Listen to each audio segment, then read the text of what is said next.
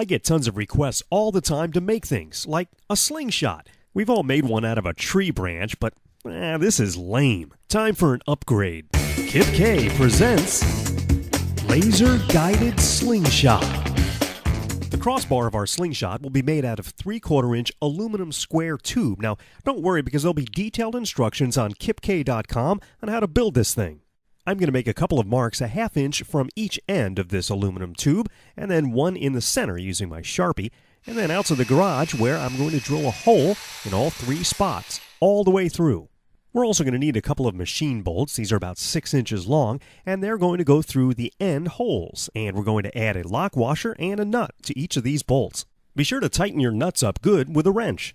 I hunted around in an auto parts store and found this very cool aluminum shifter, and it's got a very special feature which I'll show you a little bit later. We'll need one more bolt to go through the center of our tube, and I chose a flat screwdriver head bolt, and again another lock washer and nut to secure this in place. Now it's time to add our shifter handle over the insert that came with it, and then using an Allen wrench we'll tighten that up and secure the trim ring. Our laser-guided slingshot body is almost done. Now we need some slingshot bands. Now I picked these up because they were very inexpensive and were very well built. You could use rubber bands and a piece of leather, but I'd use these. They just work and look better. Stretch and pull those over the ends of both bolts to hold them in place. And now it's time for the laser. I'm using a very small 6mm red laser diode in a housing with a driver. There's links in the description of this video for the slingshot bands and a laser. And to power it, a small twin AA battery pack that has a nice little handy switch on it. I drilled a small hole the size of the laser on one side of the crossbeam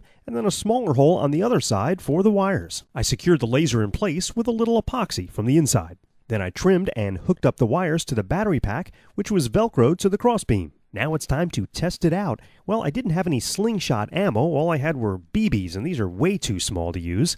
So I'm going to use my favorite snack, pistachios. But not just any pistachios. These are wonderful pistachios. They're just the right size, and they pack a powerful punch of flavor. Oh, and remember the cool feature I was telling you about in the handle? It has a secret compartment. The bottom unscrews, and it gives you space to put your ammo. The red dot laser definitely helped with accuracy. I fired it at this target.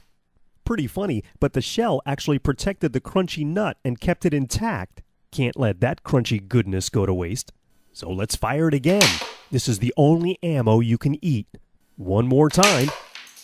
I'm observing the 5-second rule. If you don't know what that is, ask somebody. I also tested it outside to see what kind of range I could get, and this thing fires pretty far. So there you have it, a homemade laser-guided slingshot. So in addition to wonderful pistachios, what would you use for ammo in your slingshot?